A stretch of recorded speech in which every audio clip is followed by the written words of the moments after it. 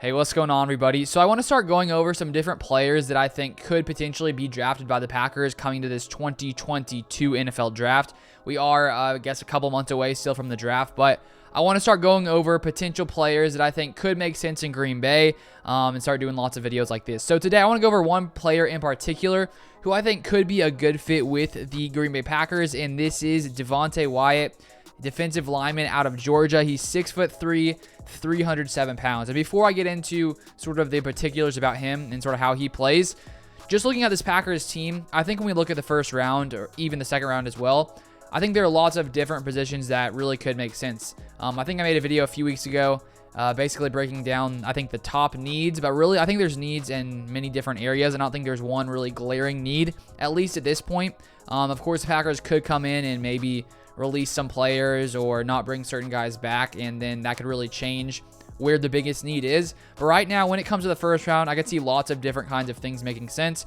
One of them being, adding to the defensive line, because clearly Kenny Clark is a monster there in the interior for this Packers defense. But outside of him, Dean Lowry did take some steps forward this past year, looked a lot better. But maybe the Packers release him because they'll save around $4 million. I think he'd have an $8 million cap hit coming into this next season, so maybe they release him, maybe they don't. Tyler Lancaster, he's been okay at times. Kinsley Keke, of course, was released later this past season for we don't exactly know why. The reason is.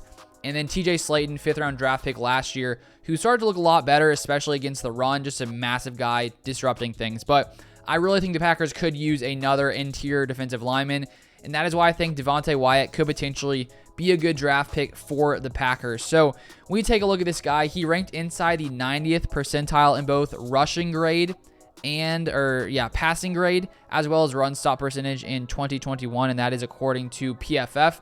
And this is what PFF has to say about him. They say Wyatt has the most all-around skill set in the defensive tackle class and can make an impact from day one. And then if we take a look here at their analysis on him, where he wins, get off. Wyatt wins with elite quickness. He not only possesses linear explosion, but he also has enough agility to make guards whiff.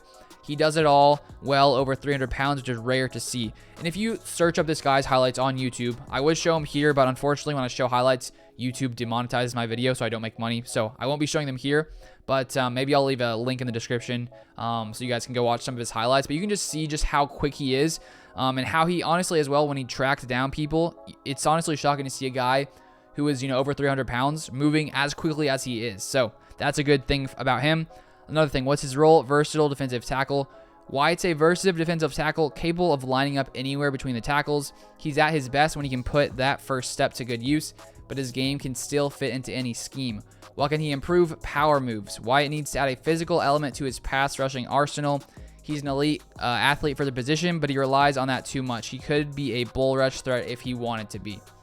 So I think if the Packers were to add him, maybe at the end of the first round, sort of seems like an area where the Packers could potentially be able to get him. Some people see him as a second round talent as well.